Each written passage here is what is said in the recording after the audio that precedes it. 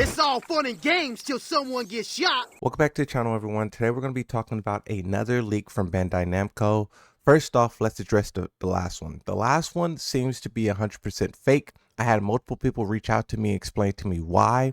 First off, the way that you leak or data mine the game is through hex editor. That's where you see like the code and the names, and it looks like in a weird, digital type of format.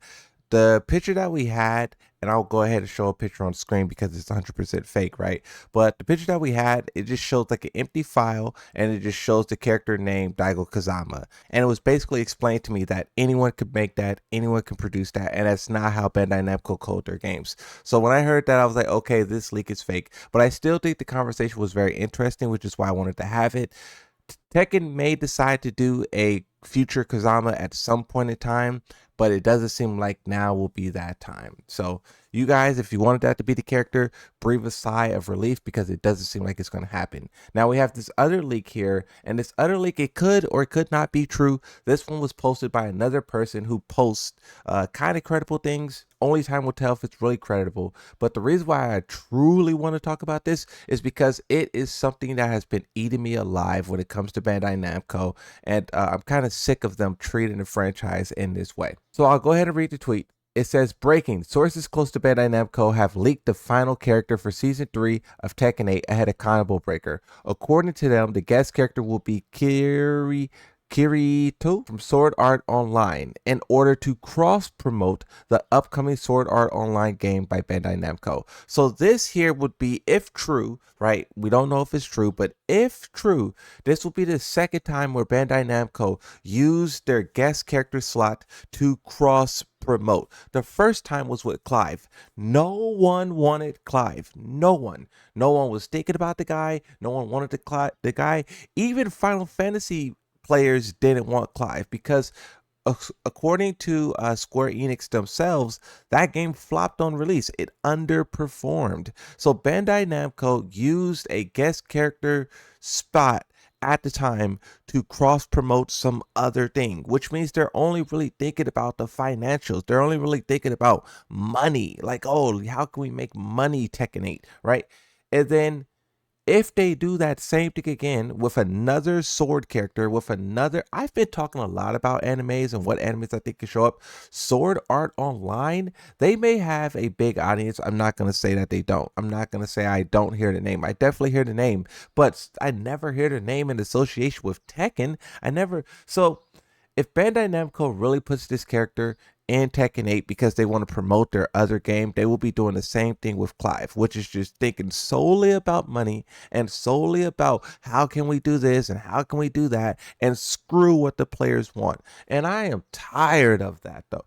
Bro, like, can Bandai Namco give the players what they want? Can Bandai Namco stop being a soulless corporation who's only thinking about maximizing their profits and building all their franchises up? If you think about what they did for the Pac-Man stage, Pac-Man is cool, it's legendary, it's iconic, but no one really wants a Pac-Man stage again. They did that in Tekken 7 already. This is the thing that no one really talked about. In Tekken 7, they did the Pac-Man stage. It was cool. In Tekken 8, why do it again? Bandai Namco has so many properties. Why not Gundam? Why not a Gundam stage? Why not a Dark Souls, a Elden Ring stage? Why are they so soulless and so corporate? And why are they using Tekken to do that? If this leak proves to be true, it will be a sad a sad awakening for Tekken, because this will basically mean that they're not going off of what the players want, which means that all of our predictions will just be ignored, and it will mean that they are just doing whatever like they're going to release at the time. We just need to look at whatever game is going to release that either Bandai Namco owns or some other game owns, and then that's probably what they'll do. It's just purely corporate. Like, when I look at this character holding two swords, I'm like, bro. And I like swords. I like Yoshimitsu. And I've been telling a lot of people who's been coming to my chat that the swords aren't necessarily the problem, right? Bandai Namco, Tekken has always had swords in their game, from Yoshimitsu to Kunimitsu to Raven to Master Raven. Swords has always been a part of the franchise, and it's been balanced. And it's not necessarily that, you know, they're too powerful. It's that they're just completely out of whack. Like if you think about some of the most powerful characters in the game right now, it's Harang, Lydia, Heihachi, swordless characters. So I never really viewed the idea that if a character had a sword, they then become broken. I view it as like swords are just as much as a part of martial arts and like ancient fighting as everything else. But the way that Tekken is implementing it, especially when it comes in the form of a DLC character, is just wild and just unnecessarily broken. This character, when you look at them themselves, it doesn't even look like something that should be in Tekken. This guy looks, one, really similar to Clive, but then two, he looks like a little kid. How is that going to pan out in terms? I thought the Daigo Kazama thing was making me lose my mind because I'm like, another Kazama. Okay, what are they going to do with the story? We're going to have to deal with, you know, more Jun Kazama laser beams and cans. But this guy, I'm like, ain't no way we about to deal with Clive number 2.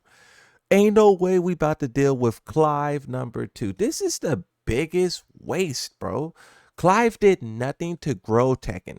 We gained no players, we only lost players. The game is still yet to sell 4 million copies. Maybe they'll announce it at Combo Breaker when they show off this character, if the leak is true.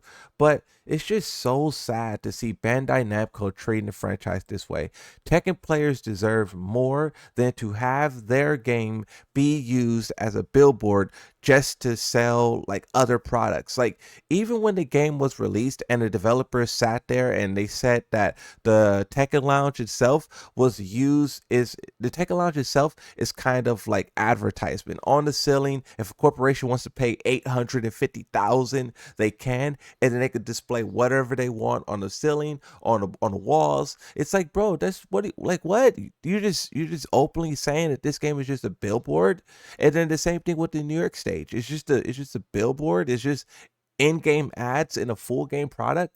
That's kind of what they're doing, right? It's an in-game ad, not only in-game, in the stage, in the lounge, but now in our pass that we're paying for a season pass to get in-game ads. I'm sick of the cross promotion. I'm sick of it. It's so soulless. It's so corporate. It's so frustrating.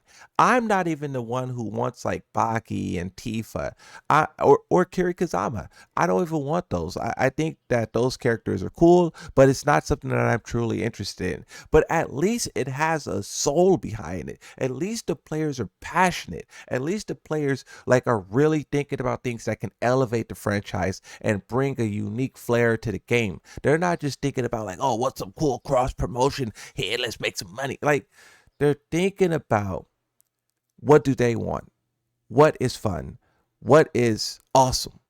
Bandai Namco is just thinking about money, money, money. I hope that this isn't true. I hope both of my previous videos about leaks ages like milk, and I hope they deliver something that's beautiful, because right now I'm just like, I can't believe them. I can't believe them. All of the mobile game ads that they've been doing, just trying to milk Tekken 8, like everything that they're doing, it seems like they're just doing it with the sole intentions of milking the game. And when will that stop?